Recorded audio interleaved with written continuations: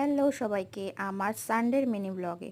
তো আমরা এই সানডে চলে গেছিলাম, আমি আর আমার বেস্ট ফ্রেন্ড চলে গেছিলাম হচ্ছে হিমোর হেসেলে। তো আমরা অনেক দিন দিয়েই ভাবছিলাম যে কোথাও একটা যাব ছোট্টখাটো জায়গা খেতে।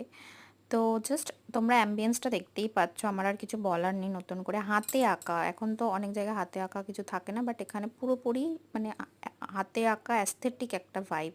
তো আমরা এখানে মেনু দেখছিলাম, তো বাঙালি খাবো ভেবেছি, তো যেহেতু বাঙালি রেস্টুরেন্ট আর অথেন্টিক মানে বাঙালি খাওয়ার, তো এখানে আমাদের বলছিল কোনটা নিলে ভালো হয় বা এখানে কি কি ডিশগুলো খুব ভালো ট্রাই করতে পারেন। তো জাস্ট ওখানে ওনারও চলে এসেছিলো, ওনারের ব্যবহারটা খুবই ভালো।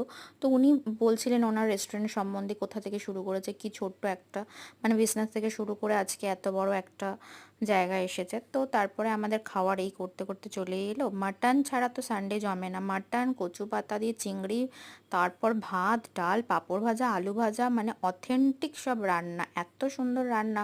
মানে সেই ছোটবেলার দাদু ঠাকুমা মানে ঠাকুমারা যেরকম রান্না করতো সেরকম, মানে খুব একটা গ্রাম্য ভাম্য ভাব আছে। তো দারুণ রান্নাগুলো, জাস্ট এক কথায় অসাধারণ।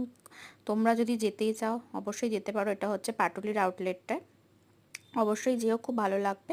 তো লাস্টে আমরা খেয়েছিলাম হচ্ছে একটা ডাবের আইসক্রিম, তো জাস্ট অসাধারণ ছিল। কেমন লাগলো ভিডিওটা অবশ্যই জানিও।